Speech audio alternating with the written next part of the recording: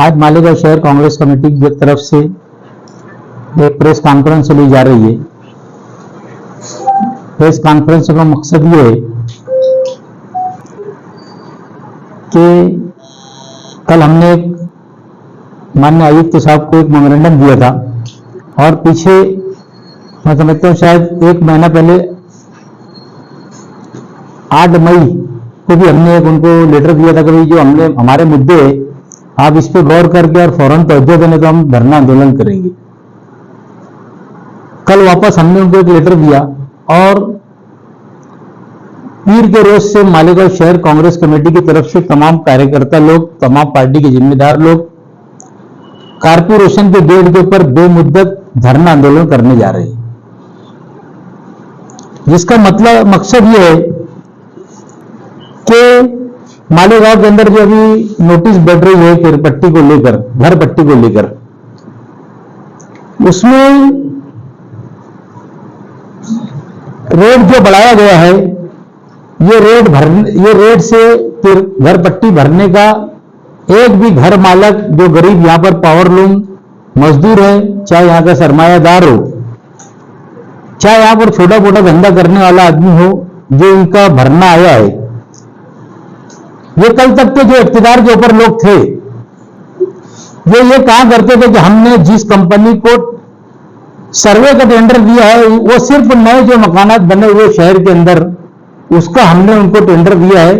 ये बात एकदम गलत साबित हुई और उन लोगों ने पूरे शहर का बैठे बैठे सर्वे किया, कहीं इनको इलाके में लोगों ने घुसने जा नहीं दिया। इन्होंने बैठ के पुरानी माल मात्रा को लेकर उन्होंने चार्ट निकाला और वहीं पर ही घर पट्टी को बढ़ा दिया गया। आज सुबह मैं प्रभाग नंबर 4 में गया और कोलबोरो जो कंपनी है जिसको इसका ठेका दिया गया था उसके जिम्मेदारों से मेरी कम से कम 15-20 मिनट बहुत बहस हुई। मैंने उनको ये कहा कि आप ये बताइए कि तुम लोगों ने कहां पर सर्वे किया है पूरे मालेगांव के अंदर, मुझे ये बताइए। सर्वे के अंदर उन्होंने एक और इतनी बड़ी फास्ट गलती किया तो पूरे हिंदुस्तान के अंदर कोरोना की महामारी की 2 साल, नोटबंदी उसके पहले थी, कुछ लोगों ने अभी साल भर हुआ, 6 महीना हुआ, 1.5 साल हुआ। जिन लोगों ने घर बनाया इनको 5 साल पहले की केरपट्टी लगाकर उनको केरपट्टी दे दी गई। ये मालेगांव शहर के अंदर जुल्म और ज्यादती है। इसके बारे में मैं यही पैगाम देना चाहता हूं आपके माध्यम से कि मालेगांव शहर की आवाम जिन लोगों को अगर ये नोटिस दे रहे हैं, जिसको दे दी गई है नोटिस, उसमें सिर्फ हम अपने इसके अंदर जवाब के अंदर उन्होंने ये लिख के देना है कि हमको ये मान्य नहीं है जो आपने केरपट्टी दिया है, घर पट्टी दिया है, ये हमको मान्य नहीं है। पहले हम 5% पानी के इसके अंदर जूझ रहे हैं और हमको इसमें ये देना है। मालेगांव शहर कांग्रेस पार्टी कांग्रेस कमेटी के ऊपर भी पीर के रोज से एक बनाया जाएगा और वहां पर भी फॉर्म भरने का काम हम पीर के रोज से करने वाले हैं। हर प्रभाग के अंदर जिन जिन लोगों ने ले लिया है सिर्फ हमको यही मकसद रहेगा कि हमको ये मान्य नहीं है, हमारे को कोई कम करके दो, ज्यादा करके दो, हमको ये करना नहीं है। जो हमारी घर पट्टी आती थी वही घर पट्टी भरने के लिए तैयार है। ये हमारा पहला मुद्दा है। सबसे बड़ा मसला यही है आज के दौर के अंदर कि उन लोग ने जो आरसीसी के अंदर था 12 रुपया स्क्वायर मीटर था, उसके बाद 15 रुपया करे, आप डायरेक्ट 30 रुपया कर दिए। 2016 में 30 था, आप 33 रुपया कर दिए उन्होंने। ये चार्ट मैंने आपको सबका लगा के दिया हूं। अगर ये चार्ट के ऊपर अगर गौर किया जाए तो अगर ऐसा लगता है कि अपन ने कारपोरेशन ने अपने को भाड़े कर ही रख लिया है और अपने को भाड़ा देना है, ऐसा समझ में आता है मेरे को। तो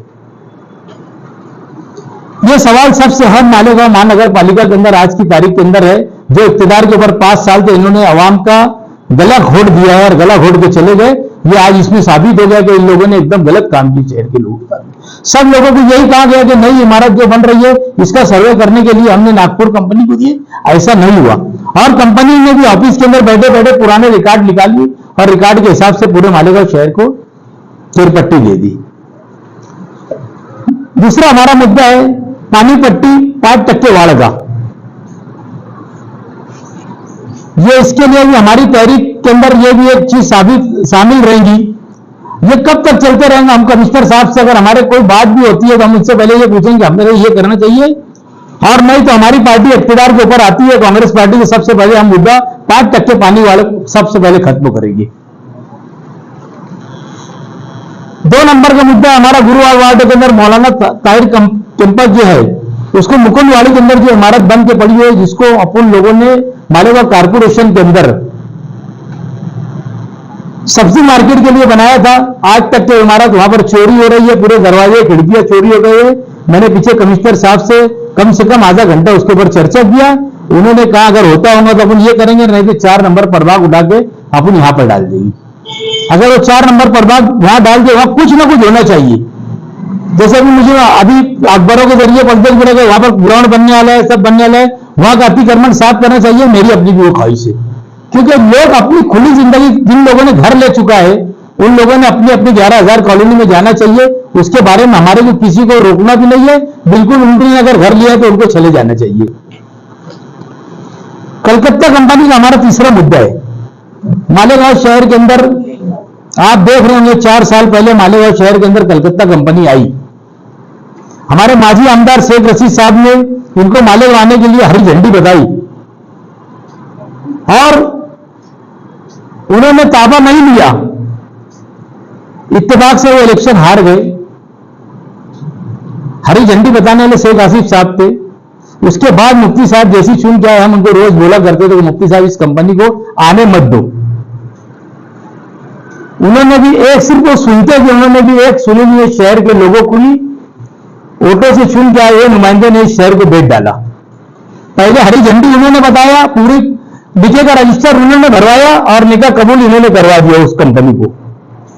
इसकी सारी शहर की दोनों कलकत्ता कंपनी आने की जो भी जिम्मेदारी और जो परेशानियां हैं, इनके जिम्मेदारान ये माजी के दोनों लीडरान हैं। यहां तक कि कलकत्ता कंपनी की मैं आपको एक बात बताता हूं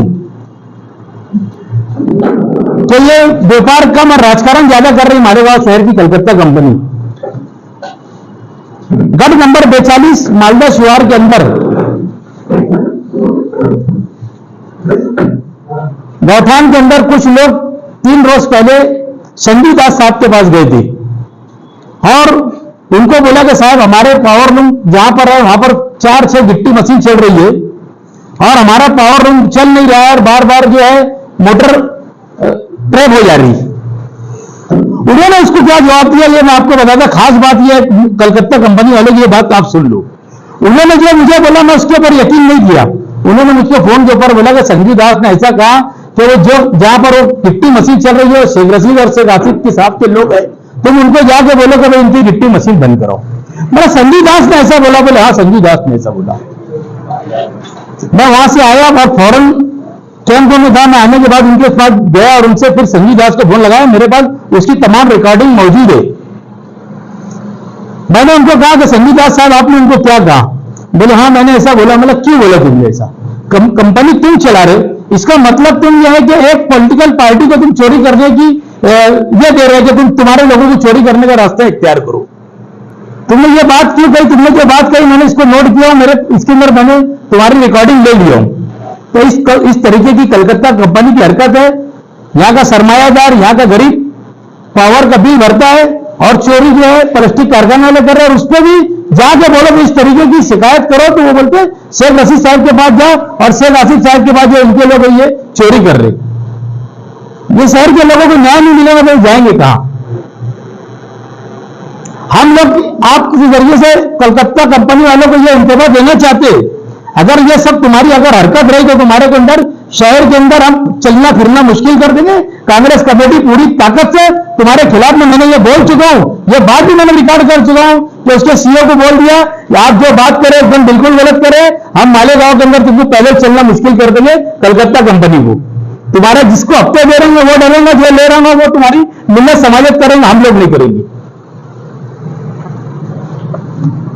हमारा 5वां मुद्दा था, 4था मुद्दा था अतिक्रमण के मामले में। हमारे शहर के अंदर बार बार थोड़े दिन अतिक्रमण साफ करते और उसके बाद बंद कर देते। हम चाहते हैं कि उसको रेगुलर अतिक्रमण खत्म किया जाए, किसी का भी अतिक्रमण हो। आज बॉडी नहीं है, तुम क्यों नहीं खत्म करते? मैं दायित्व तो आपको कहा, बॉडी रहती तो हम लोगों को तकलीफ होती, लोग हमको बोलते थे भाई आप जरा बोल दीजिए, ये हमारा ये मत तोड़ने दो, तो हमारे पास आज कोई आएगा भी नहीं बोलने के लिए, क्योंकि तुम प्रशासक है। प्रशासक के ऊपर लोगों का बहुत बड़ा एतमाद था। प्रशासक कुछ करेगा, बहरहाल मालेगांव का प्रशासक फेल निकला, कुछ नहीं किया उसने शहर के अंदर। पूरे शहर की सत्यानाशी करने के अंदर मालेगांव महानगर पालिका के आयुक्त तो कभी सबसे बड़ा आते, जो बॉडी के ऊपर इक्तिदार पे थे उन्होंने जितनी सत्यानाशी किया उससे बढ़कर ये मालेगांव महानगर पालिका का आयुक्त तो सत्यानाशी कर रहे हैं। 5 नंबर का विषय जो हमारा कि मालेगांव के अंदर जब बारिश का मौसम होता है जब भी कारपोरेशन जाती है, मैं इनको मई के पहले हफ्ते से बोल रहा हूं कि भाई तुम लोग जो है पूरी मालेगांव की बड़ी बड़ी गटरें जो है कल से साफ करें। अगर वो साफ हो जाती है तो पानी रुकता नहीं है। तो ये लोगों ने आज तक उसके ऊपर अमल नहीं किया। प्लास्टिक के ऊपर बंदी लगाने की बात मैं हमेशा इसके हस्ते करता कि पीछे प्लास्टिक जब बंद की थी गवर्नमेंट ने जब बंदी लगाई थी तो मालेगांव के अंदर कचरे का परिमाण एकदम कम हो गया था। मैं समझता हूं कि आज अगर जो 100% अंदर कचरे का जो परिमाण है उस वक्त 20% हो गया था। प्लास्टिक के ऊपर पाबंदी लगना चाहिए। अगर बंदी लग जाती है तो मालेगांव के अंदर जितनी गंदगी का ढेर रहता है ना वो ढेर कम से कम कहीं ना कहीं वो कम हो जाता। चिकन वालों को पीछे उनके हस्ते सामने गाड़ी चालू की है कि हमारे बोलने के ऊपर शाम में जाते थे चिकन का कचरा उठा के वो गाड़ी वाले गाड़ी में डाल दिया करते थे, उन्होंने वापस वो भी बंद कर दिया।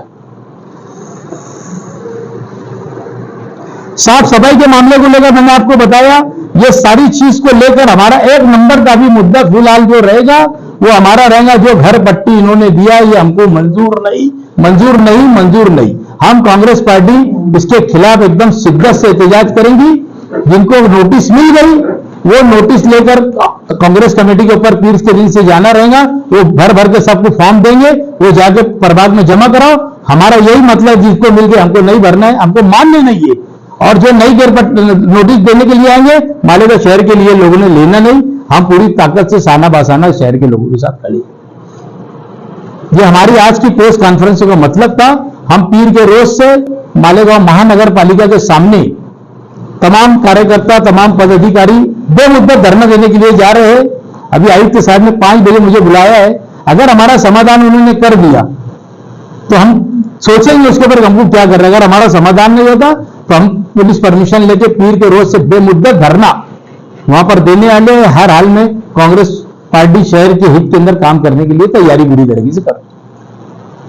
तो एंटी चेंबर में बैठे आजकल लीडर जाते तो वहां बैठते। हाँ ठीक है तुमने लीडर के ऊपर से बात बोले थोड़ा सी एक और उसमें मेरी बात पर इजाफा कर लो। मालेगांव शहर के अंदर जो खिचड़ी का खेल चल रहा है ये गरीब के लिए नहीं चल रहा है, ये लीडरों के लिए चल रहा है। आप मैं भूल गया था, सॉरी मेरा, आपने याद दिलाया, शुक्रिया आपका। ये जो लीडर जो चेंबर के अंदर जाकर पढ़ते हैं मुफाद परस्त लोग, यहाँ के सभी लीडर को बोल रहा मैं, ये सबका मुफाद है खिचड़ी के पीछे। ये चोर लोगों की सब खिचड़ी का टेंडर है। आगे सब ने अपने अपने किसी न किसी वर्कर के जरिए खिचड़ी का टेंडर डाला है और सब चाहते कि हमारे लोगों को मिले। यहाँ के चाहे आज के आमदार हो चाहे माजी आमदार हो चाहे और जो खिचड़ी का टेंडर लेने वाले जो भी आज यानी जो भी सियासी पार्टी के लोग है ये सब खिचड़ी के टेंडर के लिए इनका टेंडर है। ये गरीब के टेंडर के लिए झगड़ा नहीं कर रहे। ये जो बता रहे हैं कि ये अखबार में बोली दे रहे एंटी करप्शन में जाएंगे इतना लाख के लिए, सब मिलने समाजत करते हैं एमपी चैम्बर में जाके कि साहब मेरा 4 है, मेरा 2 है, मेरा 1 है। ये सब करने के लिए ये सब चोर गरीब बच्चों की खिचड़ी और गरीब आवाम की जो इनसे खिलवाड़ कर रहे हैं ये भी सबसे बड़ा मुद्दा मालेगांव के लिए। ये शहर की आवाम समझना चाहिए ऐसे लोगों को कि ये खिचड़ी किसके लिए, बचत गढ़ जो गरीब थे इनके लिए वो जब तक ठीक। आज ये सब अपने अपने लोग के लिए लोगों के नाम पर टेंडर लेने के लिए सब एंटी चैम्बर इजाज बेग का कुछ है नहीं तो एंटी चैम्बर में जाके बैठेगा। इजाज बेग काम में नहीं मैदान में बोलने वाला आदमी है, बिल्कुल काम के लिए बात करेंगे अगर करेंगे तो। और आज हर हाल में भी 5 बजे उन्होंने कहा है तो भाई हम दौरा करके पूरे शहर के नाले जब ले आके बताऊंगा कि देख लो कितने भर चुके। अगर वो माने हमारी बात के ऊपर अमल हुआ तो हम आगे पीर के रोज का धरने आंदोलन के बारे में सोचेंगे। हमारे मुद्दे के ऊपर बहस होना चाहिए, नहीं तो हम हर हाल में पीर के दिन से बारिश हो आंधी हो तूफान हो हम हमारा वहां मंडप लगा के कारपोरेशन के गेट के सामने हर हाल में धरना देने वाले हैं।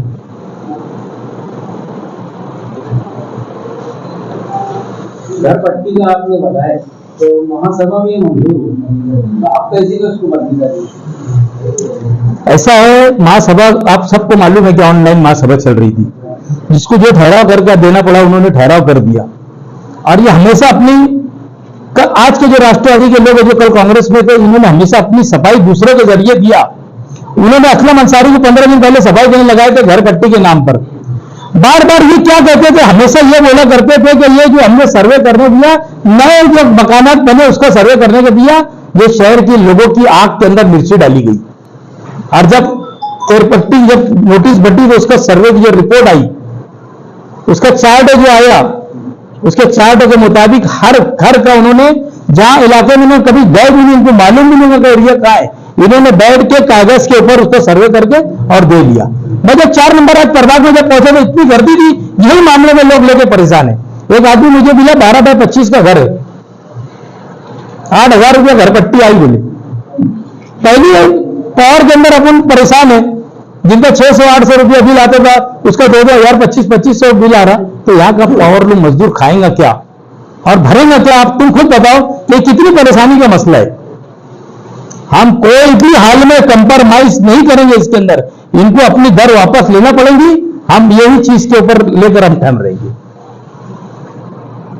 और पावर कलकत्ता बिजली वालों को तो मैं फिर बोल रहा हूं कि इनका चलना फिरना मुश्किल कर देंगे। ये चाहते क्या है शहर के अंदर? किसी का बिल करने की बात है, अगर बोलते तो 1,000-2,000 रुपया घर घुटिया लगा बिल करने का, 4 जगह दौड़ाते ये। और चोरी करने वालों को बोलते कि तुम लीडर के पास जाकर तुम बोलोगे चोरी कर रहे हो।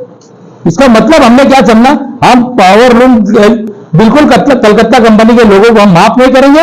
मैंने कल रात को उनके जो लोग मिले थे उनको भी बोल दिया, और मैं आप लोगों को बता रहा हूं कि हर हाल में इनको हम लोग आप पैदल चलना गांव में मुश्किल करेंगे। अगर ये गलत करेंगे तो हम गलत का साथ नहीं देंगे। हमने पहले रोज से नहीं दिया और आगे भी नहीं देंगे। हमारे कोई हफ्ता उफ्ता चलता नहीं और हफ्ता लेने वाले लोग नहीं है, जो लेता ना वो नहीं बोलेंगे उनके खिलाफ में, मैं हर पल रोज बोलूंगा उनके खिलाफ भी। प्राइवेट बिजली कंपनी अगर बात की जाए तो पूरा शहर इससे परेशान है, लेकिन शहर के बहुत से लीडरों ने उनकी मुखालफत की, कई धरने प्रदर्शन भी किए, लेकिन कुछ फर्क नजर नहीं आया। ये नीयत खराब है जिन्होंने अगर ये सब धरना और आंदोलन की थी। जाने वाला कौन है ये तो मैंने आपको बताया, आप अभी आए क्या? लेट आए। तो मैंने ये सबसे पहले बोला कि आसिफ साहब ने लिखे कर रजिस्टर भरवा दिए और मुफ्ती साहब ने कबूल करवा दिए। ये दोनों लीडरों ने ना, इसकी गलती कोई नहीं है। अवाम इसके में अवाम ने देखना चाहिए कि भाई मालेगांव के अंदर बिजली कंपनी लाया किसने। शेख आसिफ साहब के दौर में उसका पास हुआ।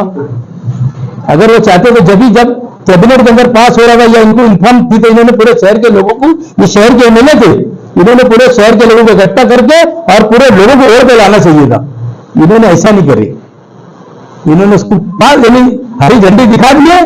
उसके बाद जब इनका इख्तियार चले गया तो मैं मुफ्ती साहब को रोज बोलता था कि साहब इनको आने मत दो, नहीं तो मालेगांव शहर का पूरा सनक तबाह हो जाएगी। ये लफ्ज जो बोल रहा, ये लफ्ज मैं उनको बोलता था। बाकी बाद में उनका भी वजूद उड़ गया था, भाई इसमें गलती आवाम की तो नहीं है। वजूद उड़ गया, निकाह करवा दिया, खुला उन्होंने एग्रीमेंट करा दिए थे। नहीं मतलब एग्रीमेंट कर लेना, दोनों को बोल रहे हैं कि दोनों ने पैसा लेके काम किए, दोनों ने पैसा लेके काम किए, दोनों जिम्मेदार है। इसका पहले से बोल रहा, शेख आसिफ साहब ने कंपनी को लाए, वो उनका इख्तियार चले गए, डरते ने जब मैं क्या करूं, नया आदमी आया, इनको मैं रोज बोलता तुम इनको दम दे देंगे तो भाग जाएंगे। बहरहाल ये जो है ना इन्होंने नहीं की, और इन्होंने डायरेक्ट उनको जो भी काम के मामला तय होने के बाद इन्होंने उनको ताबे में दे दिया गया। अगर ये दोनों चाहते तो मालेगांव शहर के अंदर प्राइवेट कंपनी नहीं आती थी। एक को नहीं बोल रहा, मैं दोनों को बोल रहा, दोनों नहीं चाहते तो नहीं आती थी। बहरहाल कैसा है तो ये लोगों ने नहीं चाहा, आज गरीब परेशान है। ये तो एक बात है धरना आंदोलन की, तो ये अपने तरफ से इशारा देते हुए धरना दूंगा, आंदोलन दूंगा या ऐसा करूंगा, ये सब फालतू बात है। ठोस सबूत या ठोस क्या लाए अमल की आज तक के उन्होंने बताओ, एक ठोस तो बताओ। आधे इधर बाकी मेरे पीछे, वही बात है।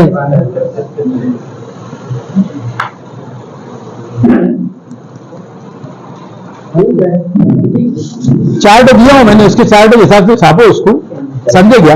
और हमको मंजूरी नहीं